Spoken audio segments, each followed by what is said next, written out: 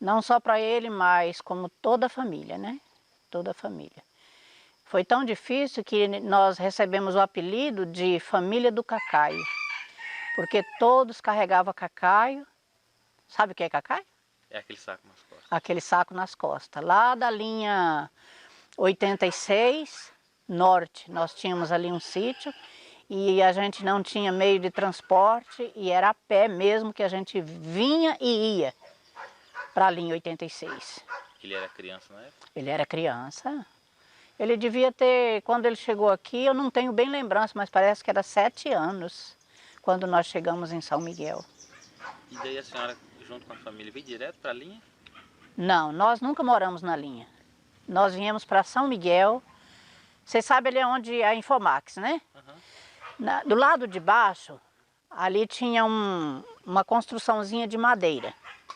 E na esquina tinha uma outra onde nós ficamos morando. Como ficava difícil para acomodar todos os nossos pertences, então a gente durante o dia ficava naquela casa e à noite ia todo mundo para aquela coberta sem parede, certo? E ali dormíamos todos ali.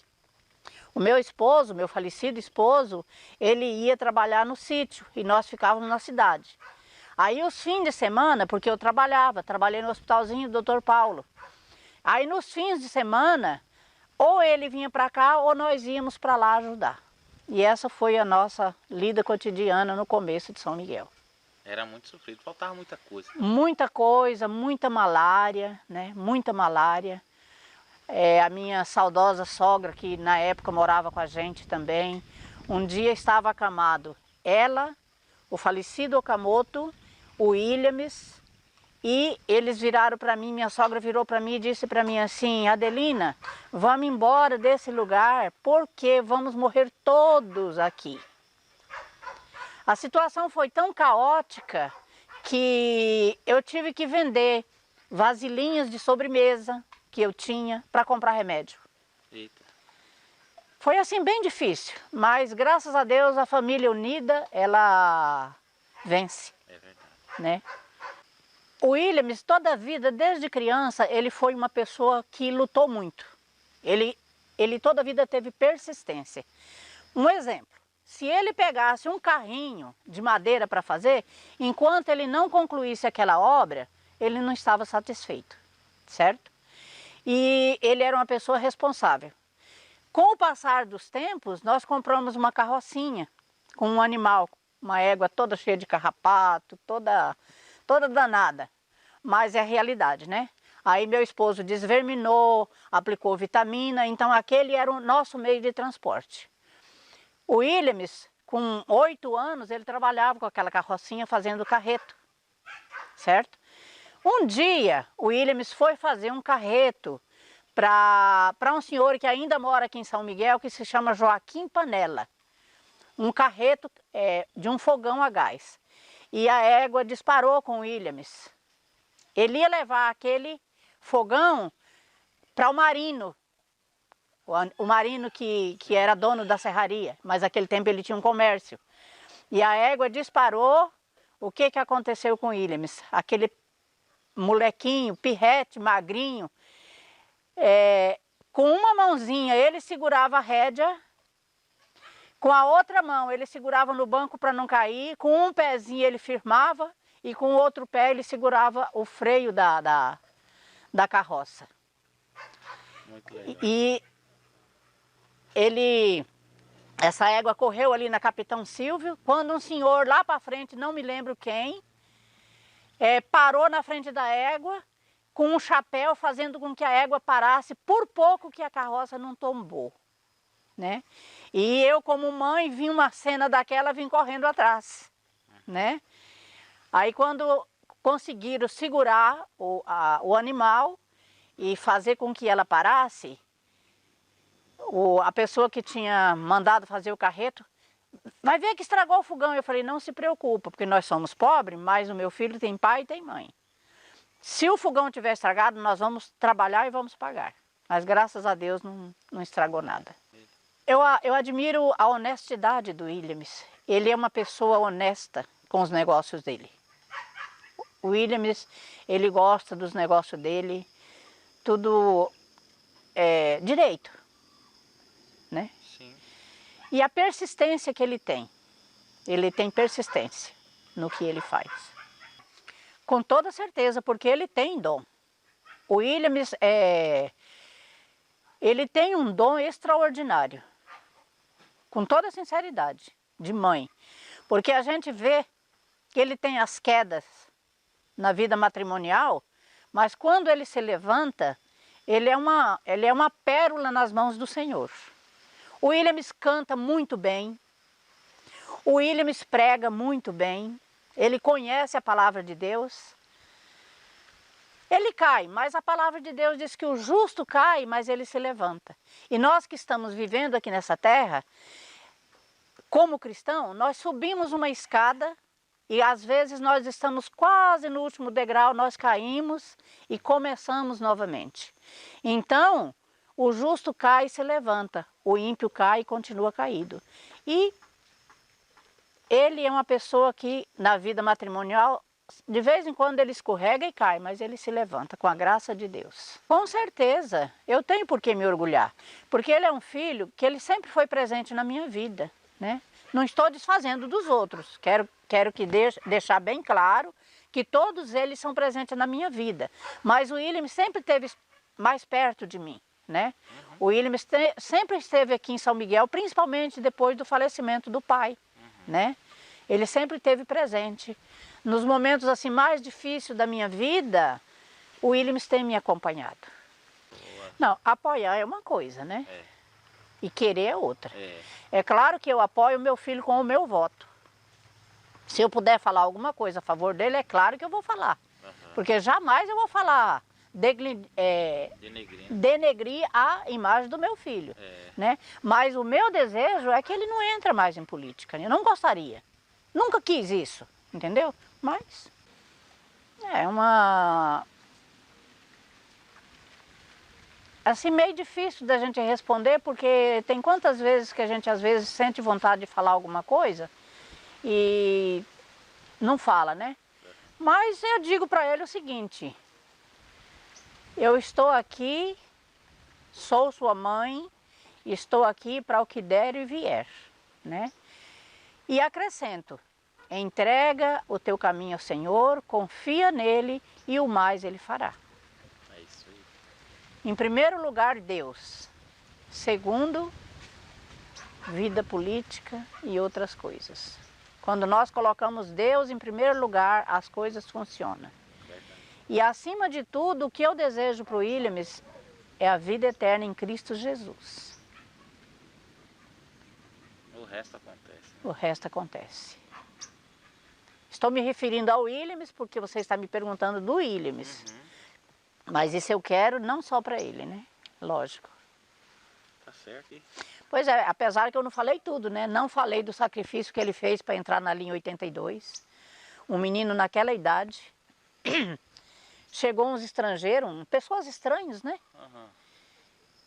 Aqui em São Miguel. Isso acho que foi no ano de 85, 86, por aí assim. Já bem de tardezinha, quase no pôr do sol. Os outros carroceiros, os adultos, ninguém pegou o carreto. E o Williams, aquele pirretezinho, pegou o carreto.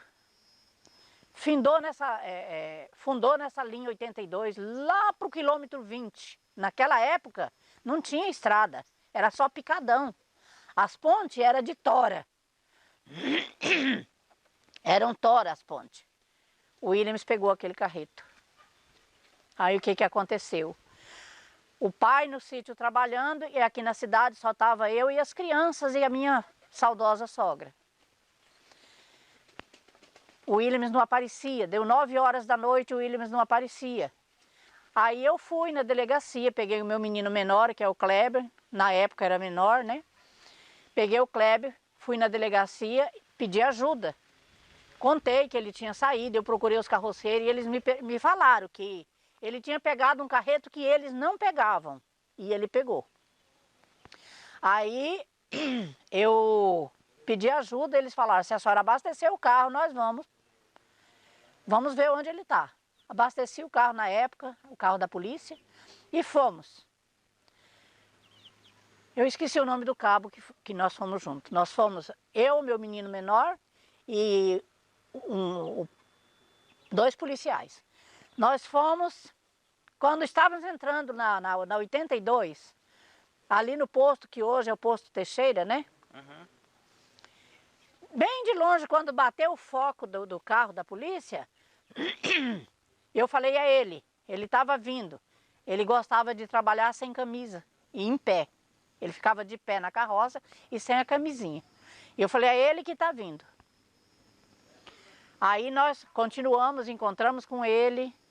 Ele parou a carroça. Quando ele parou a carroça, eu falei, meu filho, o que aconteceu, meu filho, que você está chegando uma hora dessa? Aí ele começou a me contar. Ó, mãe, os homens não queriam que eu voltasse, porque onça é o que tinha naquela época. Muita, muita, muita. Mas eu voltei por causa da senhora. Porque eu sabia que a senhora ia passar a noite inteira sem dormir, preocupada comigo. Aí eu falei, tudo bem, meu filho, graças a Deus que você está vivo. Aí o cabo que foi conosco, ele já foi dando bronca nele. Eu falei, olha, por favor, eu não chamei o senhor para dar bronca no meu filho. Eu chamei para o senhor dar proteção, que é isso que ele está precisando. Ele não estava vagabundando, ele estava trabalhando. E é isso aí o que eu tenho para falar do Williams. Guerreiro. Muito. Pensa num homem guerreiro, é aquele ali. Sim, a gente vê. O William tem uma história de vida interessante, né? Quando eu e o pai dele viajamos para o Mato Grosso do Sul, com 5 anos que nós estávamos em São Miguel, nós fomos no Mato Grosso do Sul, na cidade onde a gente morava. Ele ficou no sítio, ele dava conta de cuidar não era muito, mas para uma criança, ele dava conta de cuidar do gado e de tirar o leite das vacas, sozinho. Eita, então ele já começou a ter responsabilidade muito pequeno, muito pequeno. Muito. Logo que ele passou dos 18 anos, ele falou assim, mãe, eu vou para Vilhena. Eu falei, meu filho do céu, você ir para Vilhena, assim, nós não tínhamos essa estrutura, né, para ele ir começar um negócio em Vilhena. Ele chegou em Vilhena, ele abriu um escritório, ele comprou uma bicicleta velha, que era igual um calango. O que ele fazia? Ele mandou imprimir 1000 cartões. E aí ele chegava com aquela bicicleta que ninguém se interessava nem por roubar, porque era uma bicicleta muito velha. Ele encostava aquela bicicleta num determinado lugar e saía entregando os cartõezinhos do escritóriozinho dele. Eu não sei se foi uma semana ou 10 dias que ele já tinha 7 clientes de escritório. Eita. Então ele foi um menino muito guerreiro, um homem muito guerreiro, desde novo. Com uma bicicleta, hoje ele fez história, né? Porque foi então o começo dele. Foi um escritório que ele montou lá em Vilhena. Aí ele ficou quanto tempo lá e depois retornou para São Miguel? Olha, eu não tenho bem certeza a quantidade de tempo não, mas como ele era muito novo, ele se associou a uma outra pessoa. E como a outra pessoa era experiente na malandragem, o que eles fizeram? Eles colocaram ele como... Eles abriram uma conta conjunto e colocaram ele como responsável. Então eles faziam o cheque e muitas vezes o Williams assinava aquele cheque. E quando ele pensa que não, ele estava lesado, né? Aí ele foi obrigado a fechar o escritório.